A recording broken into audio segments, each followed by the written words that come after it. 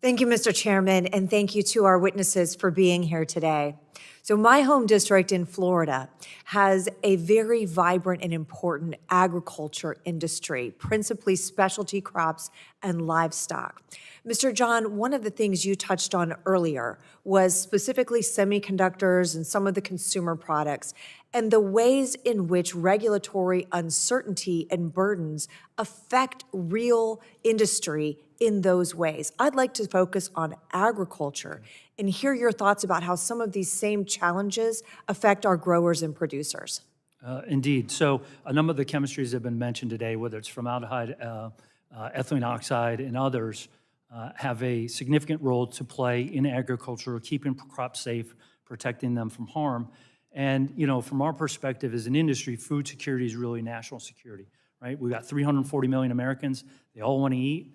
Now, TSCA doesn't specifically get into ag chemicals. That's in the pesticides office, but we produce many of the chemicals that are used in precursors to manufacture pesticides. And I will say that that office has the same problems that we are same problems in timeliness in regards to TSCA. 70% of those chemistries are behind schedule as well. So what I'm trying to say to the members of the committee is we have a cultural problem at EPA in not meeting deadlines and not being accountable and making sure that whether it's agriculture or any other industry has the resources they need to be able to feed and protect America.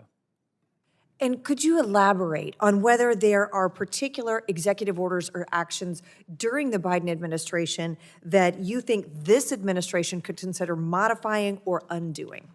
So we are the most heavily regulated sector in American manufacturing.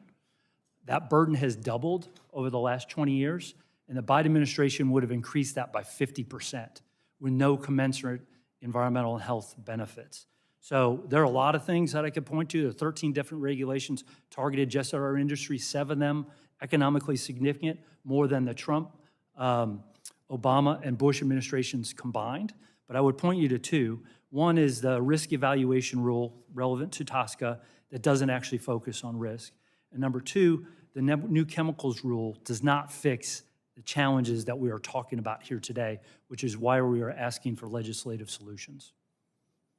Dr. Engler, your earlier testimony, one of the things that you commented was that the review, the outcome of the review, can be affected by the particular person or employee who is conducting it, and that the consequence of that is a lack of consistent or predictable decisions. Would you elaborate on why that lack of consistent and predictable decisions is important and how you believe it affects industry? Well, I think it affects both industry and health and the environment, because if we're getting inconsistent decisions, we don't know which one is right.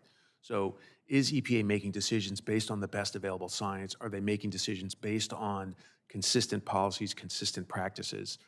It's economically important because you don't want to have different companies submitting products and one getting a competitive advantage or disadvantage because of the review team. And what are your thoughts on ways that we might improve that process to ensure that we are receiving more consistent and predictable results?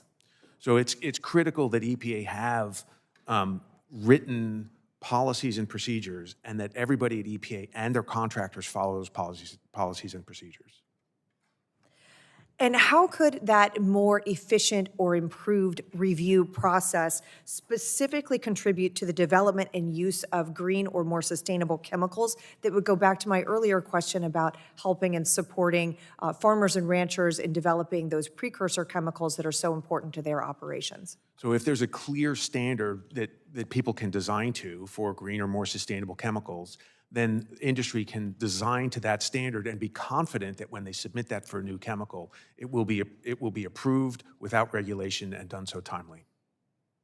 Thank you, Dr. Engler. And Mr. Moody, you mentioned in your testimony food packaging as an example of an everyday product that consumers use that is important for us in utilizing our everyday life and getting existing chemistries and products that they need to consumers.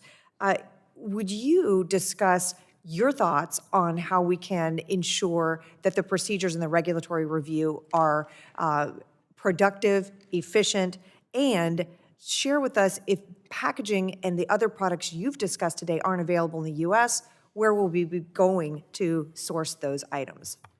Thank you for the question.